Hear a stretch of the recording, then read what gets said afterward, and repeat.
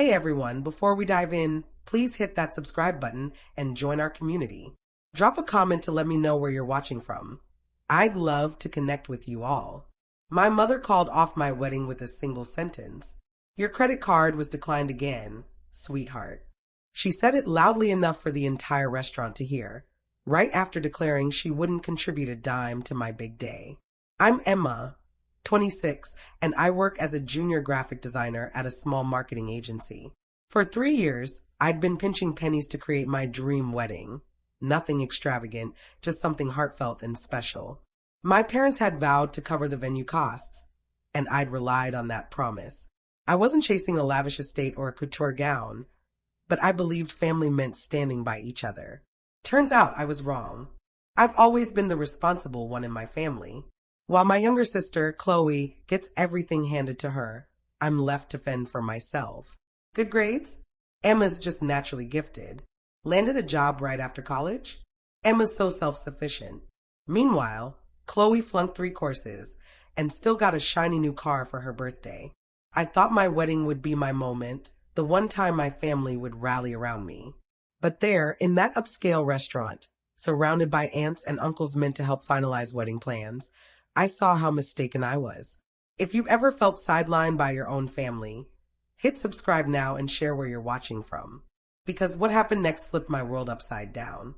It started when Mom cleared her throat and tapped her wine glass. Everyone, I have an announcement about Emma's wedding. My heart leapt. Finally, I thought, she's going to say she's proud of me. We've decided to redirect the funds we set aside to Chloe's graduation trip to Europe instead. The room fell silent. I stared, waiting for a punchline that never came.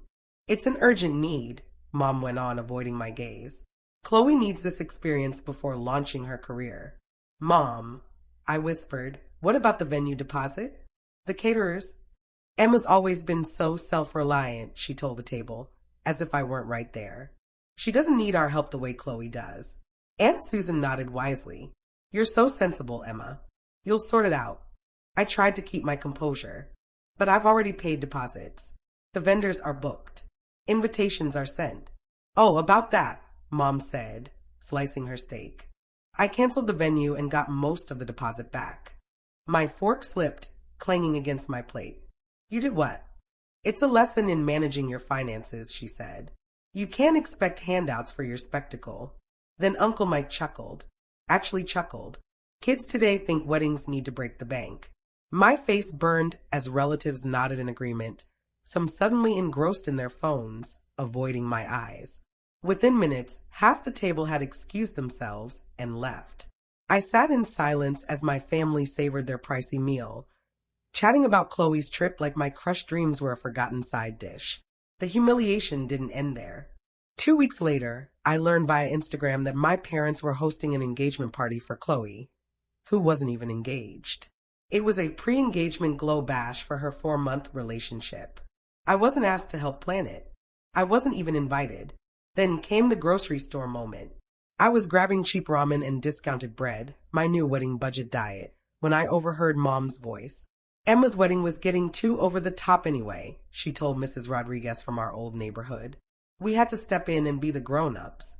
Mrs. Rodriguez shot me a pitying look. Such a shame when young folks overreach. I wanted to vanish into the freezer section. The final blow came that Sunday when Dad called. Emma, honey, we need a favor. Could you design Chloe's graduation party invitations? You're so talented at that stuff. You want me to work for free? I asked. It's family, he said. Plus, it's good practice for your little side hustle.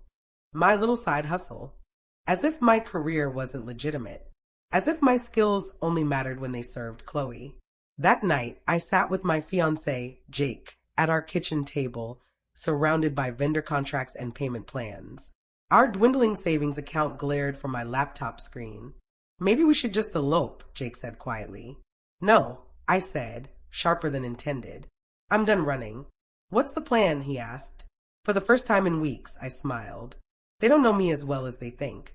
What they didn't know was that I'd been freelancing on weekends for 2 years. Logos, wedding invites, business cards, small projects that added up.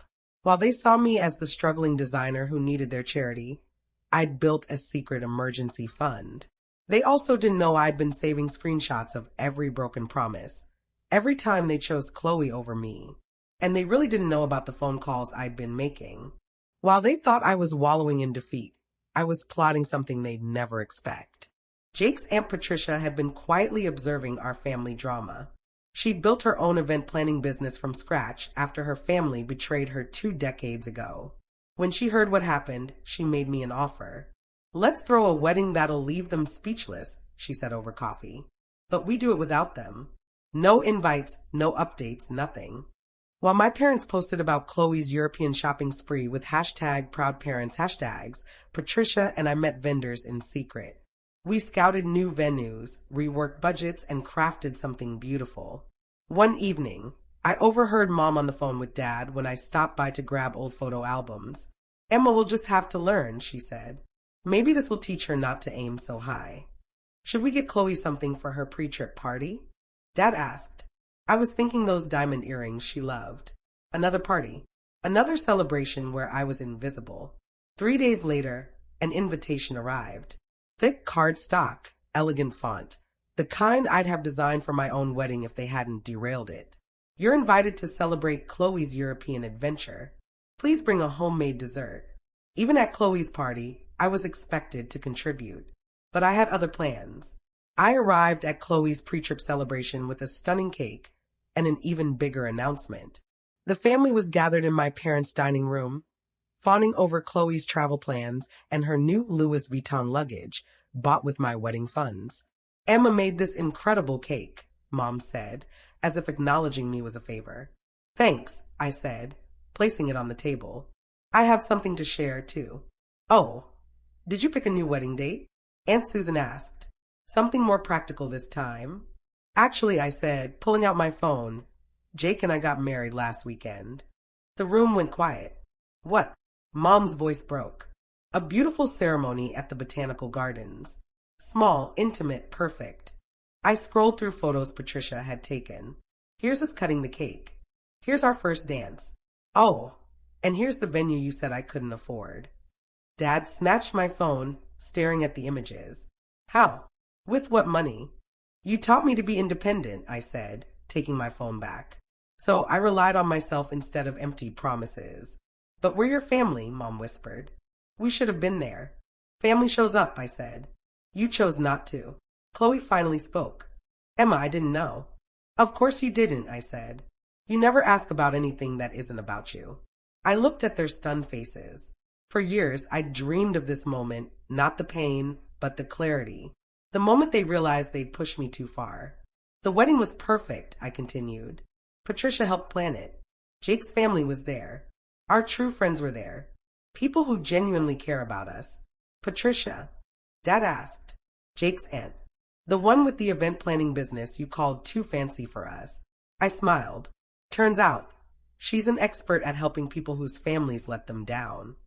Mom started sobbing, not the delicate tears she shed at Chloe's graduations, but raw, desperate ones. "We can fix this. We can do another ceremony." "No," I said, the words strong and final. "You can't undo years of picking her over me. You can't undo making me feel like I had to earn love while giving it to her freely." I grabbed my purse and headed for the door. "Emma, please," Dad called. I turned back. "Enjoy the cake. I made it myself. Like everything else in my life." That was 8 months ago. Jake and I just celebrated our first Thanksgiving, free of family drama. Just us, Patricia, and friends who've become our chosen family. My parents call occasionally, but I don't pick up. They sent a Christmas card to our new address. I'm not sure how they got it, but I tossed it without opening it. Chloe's back from Europe, living with them again. Turns out, a world tour doesn't magically grant ambition or independence. She's still jobless, still waiting for them to fix her life. My design business is thriving. When you stop doubting yourself because your family treats you like you're not enough, you can achieve incredible things. I've learned family isn't about blood. It's about who shows up when it counts. Their silence no longer stings. It's freed me to build the life I truly want. If you've ever had to stand up to family betrayal, hit subscribe and share your story in the comments. Where are you watching from? I always read them. Your story matters, and sometimes the family that means the most is the one you choose for yourself.